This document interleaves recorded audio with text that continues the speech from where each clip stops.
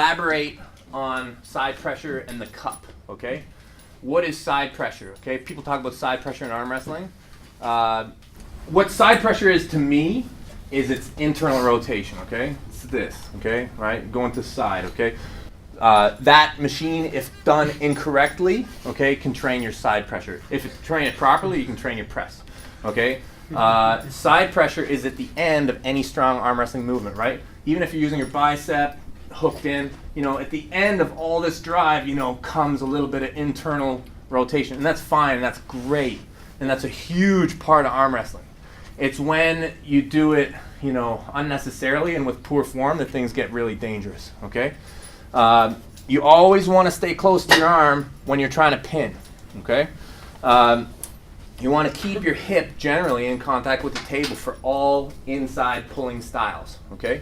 When you are pulling outside, that means into a person's fingers, okay?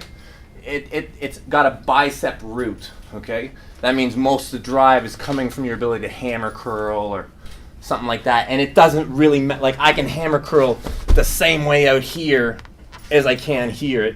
I can almost do it better here, you know what I mean? So you don't really need that same connection, although you want it, okay? But as soon as I do any kind of inside pulling style, okay, I need to be close, okay? I need it. If I'm out here trying to do any kind of, you know, internal stabilization finish, the danger for the move will go higher and higher and higher the further my elbow is away from my body and the more my elbow is open. If I try to do any kind of inside finish this way, very dangerous, very dangerous. So always stay connected for inside pulling styles. When I think of my cup, okay, what is the root of the cup? Like, you know how I said for all outside styles, the root is the bicep. For inside pulling styles, the root is the connection of your elbow to your body, right? When you think about what that looks like, you know, you think about doing like bodybuilder gym style, like, you know, rows, okay? You know, an arm wrestling connection, an arm wrestling row, you know, through your wrist, through your cup, through your connection, it is done very similarly, but inside your body, right? Like, as arm wrestlers, one of the first things that I look at when I meet a guy, I'm like, let's check his flexibility, right? Can he put his elbows together? A lot of like the guys who are really strong, really big dudes, they're like, how are you doing that? you know, the guys are all, but you know what they're losing flexibility, they're gaining in strength. But you know, that's something that you want. You want to be like, you know, able to tuck it right across, right?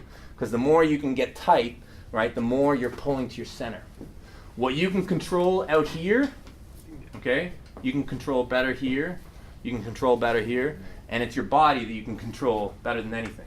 So you always want to bring the match to your center. Bring the match to your body, right? So your cup's root, okay, is to bring the match inside your body, okay? You always want to bring the match close to you. That is the goal of the hook. That is the goal of bending your wrist in like this, to make you get close, bring it close to you, okay? The pin is secondary. The more you can forget about the pin in arm wrestling, I'll tell a story, okay? The first time I pulled John Brzenk, who many of you guys know, yeah, John Brzenk, probably the most legendary arm wrestling that there has been. Fabulous technician, fabulous arm wrestler. 2004, I arm wrestled him, and I walked away from the match, you know, learning a lot of things just by, you know, I think the competition is always going to be your best teacher. So when I pulled him the first match, you know, the teacher was, Devon, you're not very strong, you know, and I knew I just had to get a lot stronger because it looked something like this, you know. But the next match in 2004, he was like, I think he kind of let the hook settle, okay?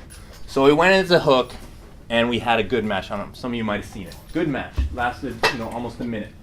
And what I did in that match, what John did right and what I did wrong. What I did wrong is I saw the pin line, okay? What John did right is he focused on extension and hand control, okay? The quicker you can forget about the pin line in arm wrestling, the better a technician you will be. The pin in arm wrestling happens all by itself. You do everything else right, the pin happens. You connect, you extend, and you have good angles, and everything is easy. Everything just happens.